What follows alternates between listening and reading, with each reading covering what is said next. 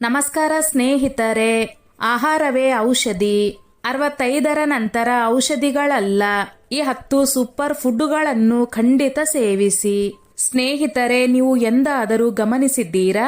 ನಮ್ಮ ವಯಸ್ಸು 60 ಅಥವಾ 65 ದಾಟುತ್ತಿದ್ದಂತೆ ನಮ್ಮ ಮನೆಯ ಡೈನಿಂಗ್ ಟೇಬಲ್ ಒಂದು ಮಿನಿ ಫಾರ್ಮಸಿಯಾಗಿ ಬದಲಾಗುತ್ತದೆ.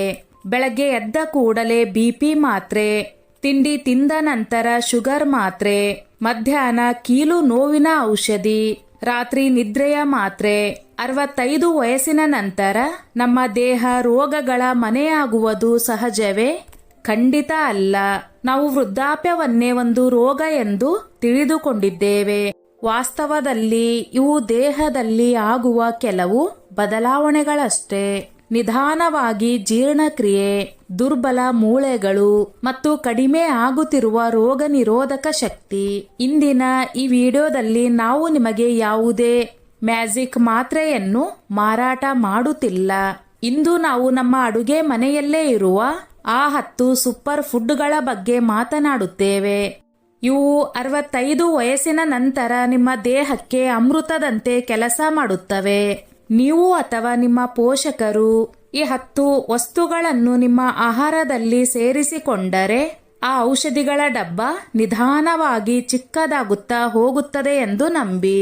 ಸ್ನೇಹಿತರೆ, ಈ ವಿಡಿಯೋದಲ್ಲಿ ನಾವು ನಿಮಗೆ ಕೇವಲ ಆಹಾರಗಳ ಹೆಸರುಗಳನ್ನಷ್ಟೇ ಹೇಳುವುದಿಲ್ಲ. ಬದಲಿಗೆ ಅವುಗಳನ್ನು ಹೇಗೆ ತಿನ್ನಬೇಕು, ಯಾವಾಗ ತಿನ್ನಬೇಕು ಮತ್ತು ವಿಜ್ಞಾನದ ಪ್ರಕಾರ ಅವು ದೇಹದಲ್ಲಿ ಹೋಗಿ ಏನು ಮ್ಯಾಜಿಕ್ ಮಾಡುತ್ತವೆ ಎಂಬುದನ್ನು ಹೇಳುತ್ತೇವೆ. ಆದ್ದರಿಂದ ನೀವು ನಿಮಗಾಗಿ ಅಥವಾ ನಿಮ್ಮ ಪೋಷಕರಿಗಾಗಿ ನೋವುರಹಿತ, ಶಕ್ತಿಯುತ ಮತ್ತು ಸಂತೋಷದ ಜೀವನ ಬಯಸಿದರೆ ಈ ವಿಡಿಯೋ ಸ್ಕಿಪ್ ಮಾಡದೆ ಪೂರ್ತಿಯಾಗಿ ನೋಡಿ. ಹಾಗಿದ್ರೆ ಬನ್ನಿ ಸ್ನೇಹಿತರೆ, ವಿಡಿಯೋ ಪ್ರಾರಂಭಿಸೋಣ. ಸೂಪರ್ ಫುಡ್ ಸಂಖ್ಯೆ 1, ದೇಸಿ A2 ಹಸುವಿನ ತುಪ್ಪ. ಪ್ರಾರಂಭಿಸೋಣ ಒಂದು ಸೂಪರ್ ಫುಡ್ನಿಂದ. ಇದರ ಬಗ್ಗೆ ನಮ್ಮ ಹಿರಿಯರನ್ನು ಹೆದರಿಸಲಾಗಿದೆ. ದೇಸಿ A2 ಹಸುವಿನ ತುಪ್ಪ. ಜನರು ಸಾಮಾನ್ಯವಾಗಿ ಹೇಳುತ್ತಾರೆ, ವಯಸ್ಸಾಗಿದೆ, ತುಪ್ಪ ತಿನ್ನಬೇಡಿ, ನಿಮ್ಮ ಕೊಲೆಸ್ಟ್ರಾಲ್ ಹೆಚ್ಚಾಗುತ್ತದೆ, ಹೃದಯಾಘಾತ ಬರುತ್ತದೆ. ಆದರೆ ಸತ್ಯ ಇದಕ್ಕೆ ವಿಪರೀತ.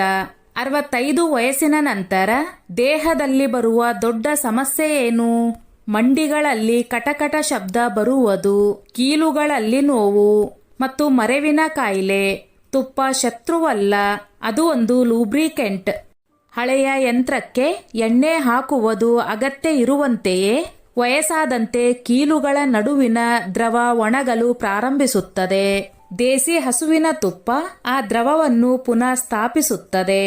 ವಿಜ್ಞಾನ ಏನು ಹೇಳುತ್ತದೆ? ನಮ್ಮ ಮೆದುಳು 60% ಕೊಬ್ಬಿನಿಂದ ಮಾಡಲ್ಪಟ್ಟಿದೆ.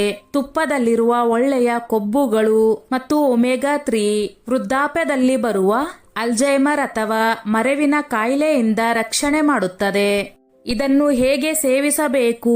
ದಿನಕ್ಕೆ ಕೇವಲ 1 ಅಥವಾ 2 ಚಮಚ ಶುದ್ಧ ದೇಸಿ ಹಸುವಿನ ತುಪ್ಪವನ್ನು ರೊಟ್ಟಿಗೆ ಹಚ್ಚಿ ಅಥವಾ ದಾಲ್ಗೆ ಹಾಕಿ ಸೇವಿಸಿ. ಒಗ್ಗರಣೆಗೆ ಅಥವಾ ಕರಿಯಲು ಇದನ್ನು ಬಳಸಬೇಡಿ. ಮೇಲಿಂದ ಕಚ್ಚಾ ಆಗಿ ಹಾಕಿಕೊಂಡು ಸೇವಿಸಿ.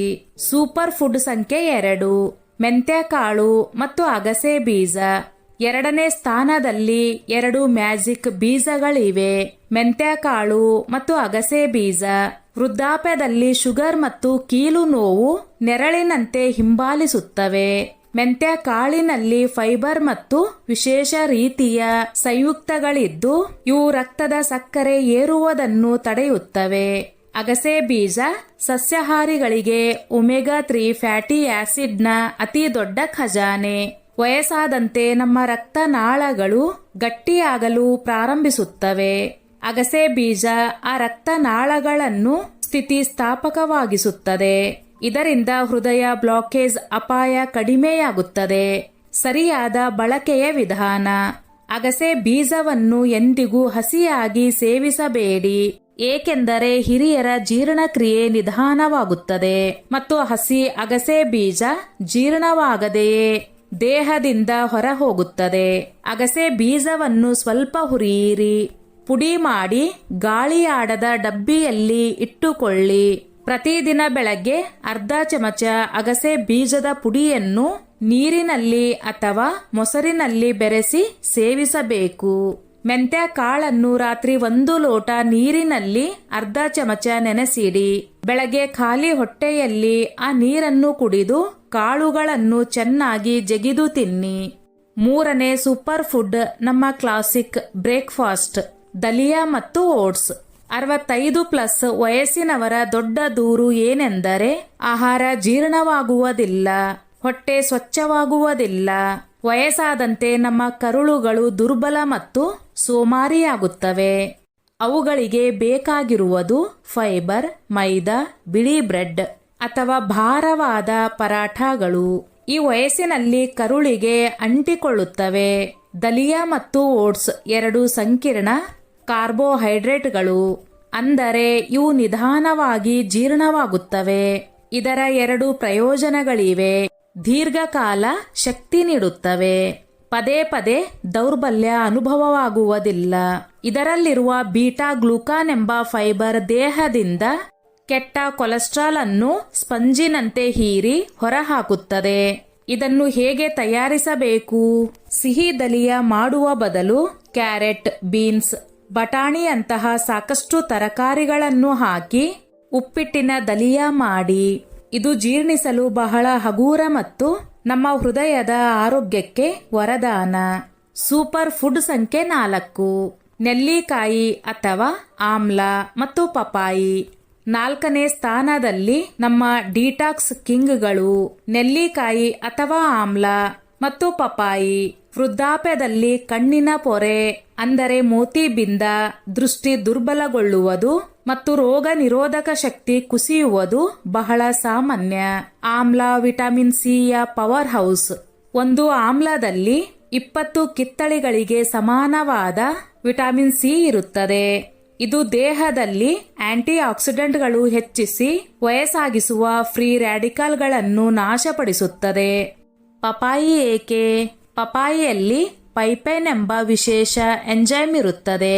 ಇದು ಪ್ರೋಟೀನ್ ಒಡೆಯುವ ಕೆಲಸ ಮಾಡುತ್ತದೆ. ಹಿರಿಯರಿಗೆ ಅತ್ಯಂತ ಸಮಸ್ಯೆ ಎಂದರೆ ಹೊಟ್ಟೆ ಭಾರವಾಗಿರುವುದು ಮತ್ತು ಮಲಬದ್ಧತೆ. ಇವುಗಳನ್ನು ಆಹಾರದಲ್ಲಿ ಹೇಗೆ ಸೇರಿಸುವುದು? ಪ್ರತಿದಿನ ಬೆಳಗ್ಗೆ ಖಾಲಿ ಹೊಟ್ಟೆಯಲ್ಲಿ 2 ಚಮಚ ಆಮ್ಲ ರಸವನ್ನು ಸ್ವಲ್ಪ ಬಿಸಿ ನೀರಿನಲ್ಲಿ ಬೆರೆಸಿ ಕುಡಿಯಿರಿ ಮತ್ತು ದಿನದಲ್ಲಿ ಯಾವುದೇ ಸಮಯ, ವಿಶೇಷವಾಗಿ ಮಧ್ಯಾಹ್ನದ ಊಟದ ನಂತರ 1 ಬಟ್ಟಲು ಮಾಗಿದ ಪಪಾಯಿ ತಿನ್ನಿ. ನಿಮ್ಮ ಹೊಟ್ಟೆ ಎಷ್ಟು ಹಗೂರವಾಗಿರುತ್ತದೆ ಎಂದರೆ ನಿಮಗೆ ನಂಬಿಕೆ ಆಗುವುದಿಲ್ಲ. ಸೂಪರ್ ಫುಡ್ ಸಂಖ್ಯೆ 5 ಮಖಾನ ಮತ್ತು ಕುಂಬಳಕಾಯಿ ಬೀಜಗಳು. 5ನೇ ಸ್ಥಾನದಲ್ಲಿ ಹಿರಿಯರಿಗೆ ಅತ್ಯುತ್ತಮವಾದ ಸ್ನ್ಯಾಕ್ ಮಖಾನ ಮತ್ತು ಕುಂಬಳಕಾಯಿ ಬೀಜಗಳು. ಸಂಜೆ 4 ರಿಂದ 5 ಗಂಟೆಯ ಸಮಯದಲ್ಲಿ ಹಸಿವಾಗುತ್ತದೆ. ಆಗ ಸಾಮಾನ್ಯವಾಗಿ ನಾವು ಬಿಸ್ಕೆಟ್ ಅಥವಾ ನಮ್ಕಿನ್ ಚಹಾದೊಂದಿಗೆ ತೆಗೆದುಕೊಳ್ಳುತ್ತೇವೆ. ಇದೇ ನಾವು ಮಾಡುವ ದೊಡ್ಡ ತಪ್ಪು. ನಮಗೆ ವಯಸ್ಸಾದಂತೆ ಮೂಳೆಗಳು ಪುಡಿಯಾಗುತ್ತವೆ, ಅಂದರೆ ಆಸ್ಟಿಯೋಪೊರೋಸಿಸ್ ಆರಂಭವಾಗುತ್ತದೆ.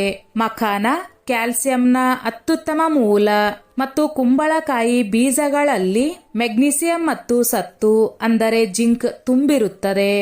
ಜಿಂಕ್ ಹಿರಿಯರಲ್ಲಿ ಮಾನಸಿಕ ಆರೋಗ್ಯ ಅಂದರೆ ಖಿನ್ನತೆ ಅಥವಾ ಕಿರಿಕಿರಿಯನ್ನು ಸುಧಾರಿಸುತ್ತದೆ ಮತ್ತು ಪುರುಷರಲ್ಲಿ ಪ್ರಾಸ್ಟೇಟ್ ಸಮಸ್ಯೆಯಿಂದ ರಕ್ಷಣೆ ಮಾಡುತ್ತದೆ.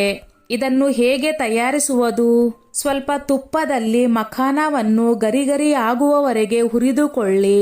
ಮೇಲಿಂದ ಸ್ವಲ್ಪ ಸೈಂಧವ ಉಪ್ಪು ಮತ್ತು ಕಾಳು ಮೆಣಸಿನ ಪುಡಿ ಸಿಂಪಡಿಸಿ. ಕುಂಬಳಕಾಯಿ ಬೀಜಗಳನ್ನು ಸ್ವಲ್ಪ ಹುರಿದುಕೊಳ್ಳಿ. ಸ್ನೇಹಿತರೆ, ಸಂಜೆ ನಿಮಗೆ ಯಾವಾಗ ಹಸಿವಾಗುತ್ತದೆಯೇ ಆಗ 1 ಹಿಡಿ ಈ ಮಿಶ್ರಣವನ್ನು ತಿನ್ನಿ. ಚಿಪ್ಸ್ ಮತ್ತು ಬಿಸ್ಕೆಟ್ಗಳನ್ನು ಬದಲಿಸಲು ಇದು ಅತ್ಯಂತ ಆರೋಗ್ಯಕರ ವಿಧಾನ. ಸೂಪರ್ ಫುಡ್ ಸಂಖ್ಯೆ 6 ನೆನೆಸಿದ ಬಾದಾಮಿ ಮತ್ತು ವಾಲ್ನೆಟ್. 6ನೇ ಸ್ಥಾನದಲ್ಲಿ ನಮ್ಮ ಮೆದುಳಿನ ಆಹಾರ ನೆನೆಸಿದ ಬಾದಾಮಿ ಮತ್ತು ವಾಲ್ನೆಟ್. ಸ್ನೇಹಿತರೆ, ನಮ್ಮ ಹಿರಿಯರು ಯಾವಾಗಲೂ ಬಾದಾಮಿಯನ್ನು ನೆನೆಸಿ ತಿನ್ನಲು ಏಕೆ ಹೇಳುತ್ತಿದ್ದರು ಎಂದು ನೀವು ಎಂದಾದರೂ ಯೋಚಿಸಿದ್ದೀರಾ? ಇದಕ್ಕೆ ಬಹಳ ದೊಡ್ಡ ವೈಜ್ಞಾನಿಕ ಕಾರಣವಿದೆ. ನಟ್ಸ್ಗಳ ಸಿಪ್ಪೆಯಲ್ಲಿ ಫೈಟಿಕ್ ಆಸಿಡ್ ಇರುತ್ತದೆ. ನೀವು ಅವುಗಳನ್ನು ಹಸಿಯಾಗಿ ಅಥವಾ ನೆನೆಸದೆ ತಿಂದರೆ ಈ ಆಸಿಡ್ ನಮ್ಮ ದೇಹದಲ್ಲಿ ಕ್ಯಾಲ್ಸಿಯಂ ಮತ್ತು ಕಬ್ಬಿಣ ಅಂದರೆ ಐರನ್ ಹೀರಿಕೊಳ್ಳುವುದನ್ನು ಬಿಡುವುದಿಲ್ಲ. 65 ವಯಸ್ಸಿನ ನಂತರ ಜೀರ್ಣಕ್ರಿಯೆ ಈಗಾಗಲೇ ದುರ್ಬಲವಾಗಿರುತ್ತದೆ. ರಾತ್ರಿ ಪೂರ್ತಿ ನೆನೆಸಿದಾಗ ಇವುಗಳ ಸಿಪ್ಪೆ ಸುಲಭವಾಗಿ ಬಿಚ್ಚುತ್ತದೆ, ಮೃದುವಾಗುತ್ತವೆ. ಇದರಿಂದ ಹಲ್ಲುಗಳಿಗೆ ಒತ್ತಡ ಬೀಳುವುದಿಲ್ಲ ಮತ್ತು ಅವುಗಳ ಉಷ್ಣಾಂಶವು ಕಡಿಮೆಯಾಗುತ್ತದೆ. ಅಕ್ರೋಟಿನ ಆಕಾರವನ್ನು ನೋಡಿ, ಇದು ನಮ್ಮ ಮೆದುಳಿನಂತೆಯೇ ಕಾಣುತ್ತದೆ ಮತ್ತು ಅದೇ ಕೆಲಸವನ್ನು ಮಾಡುತ್ತದೆ. ಇದು ನಿಮ್ಮ ನೆನಪಿನ ಶಕ್ತಿಯನ್ನು ಹೆಚ್ಚಿಸುತ್ತದೆ ಮತ್ತು ನರಮಂಡಲವನ್ನು ಶಾಂತಗೊಳಿಸುತ್ತದೆ. ನಿಯಮ ಮಾಡಿಕೊಳ್ಳಿ. ಪ್ರತಿದಿನ ಬೆಳಗ್ಗೆ ಎದ್ದ ಕೂಡಲೇ 4 ನೆನೆಸಿದ ಬಾದಾಮಿ ಸಿಪ್ಪೆ ತೆಗೆದು ಮತ್ತು 1 ನೆನೆಸಿದ ವಾಲ್ನಟ್ ತಿನ್ನಲೇಬೇಕು. ಸೂಪರ್ ಫುಡ್ ಸಂಖ್ಯೆ 7 ಹಸಿರು ಮೂಂಗ್ ದಾಲ್. 7ನೇ ಸ್ಥಾನದಲ್ಲಿ ಪ್ರಪಂಚದ ಅತ್ಯಂತ ಸುಲಭವಾಗಿ ಜೀರ್ಣವಾಗುವ ಪ್ರೋಟೀನ್ ಹಸಿರು ಮೂಂಗ್ ದಾಲ್. ಯಾರೂ ಮಾತನಾಡದ ಬಹಳ ದೊಡ್ಡ ಸಮಸ್ಯೆಯೆಂದರೆ ಸಾರ್ಕೋಪೀನಿಯಾ, ಅಂದರೆ ನಮಗೆ ವಯಸ್ಸಾದಂತೆ ಮಾಂಸಖಂಡಗಳು ಕುಗ್ಗುವುದು ಮತ್ತು ದುರ್ಬಲಗೊಳ್ಳುವುದು.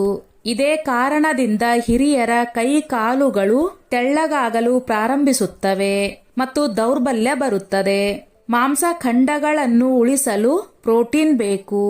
ಆದರೆ 65ರ ವಯಸ್ಸಿನಲ್ಲಿ ರಾಜ್ಮಾ, ಕಡಲೆ ಅಥವಾ ಭಾರವಾದ ಬೇಳೆಗಳು ಹೊಟ್ಟೆಯಲ್ಲಿ ಗ್ಯಾಸ್ ಅಥವಾ ಬ್ಲೋಟಿಂಗ್ ಉಂಟು ಮಾಡುತ್ತವೆ. ಇಲ್ಲಿ ಹಸಿರು ಮಜ್ಜಿಗೆ ಕೇವಲ ನೀರಿನ ಕೊರತೆಯನ್ನಷ್ಟೇ ಪೂರೈಸುವುದಿಲ್ಲ. ಇದು ಪ್ರೋಬಯೋಟಿಕ್ಸ್ ಅಂದರೆ ಒಳ್ಳೆಯ ಬ್ಯಾಕ್ಟೀರಿಯಾಗಳ ಖಜಾನೆಯಾಗಿವೆ. ಹಿರಿಯರ ಹೊಟ್ಟೆಯಲ್ಲಿ ಒಳ್ಳೆಯ ಬ್ಯಾಕ್ಟೀರಿಯಾಗಳು ಕಡಿಮೆಯಾಗುತ್ತವೆ. ಇದರಿಂದ ಆಹಾರ ಜೀರ್ಣವಾಗುವುದಿಲ್ಲ. ಮಧ್ಯಾಹ್ನದ ಊಟದ ವಾರದಲ್ಲಿ ಕನಿಷ್ಠ 3ರಿಂದ 4 ಬಾರಿ ಮೂಂಗ್ ದಾಲ್ ಮಾಡಿ. ನೀವು ಇದನ್ನು ಮೊಳಕೆ ಕಟ್ಟಿಸಿ ಸ್ವಲ್ಪ ಆವಿಯಲ್ಲಿ ಬೇಯಿಸಿಯೂ ತಿನ್ನಬಹುದು. ಇದರಿಂದ ಇದರ ವಿಟಮಿನ್ಗಳು 10 ಪಟ್ಟು ಹೆಚ್ಚಾಗುತ್ತವೆ. ಸೂಪರ್ ಫುಡ್ ಸಂಖ್ಯೆ 8 ನೀರು ಮತ್ತು ಮಜ್ಜಿಗೆ. 8ನೇ ಅಂಶ ಆಹಾರವಲ್ಲ, ಬದಲಿಗೆ ನಾವು ಆಗಾಗ ಮರೆಯುವಂತದ್ದು ನೀರು ಮತ್ತು ಮಜ್ಜಿಗೆ.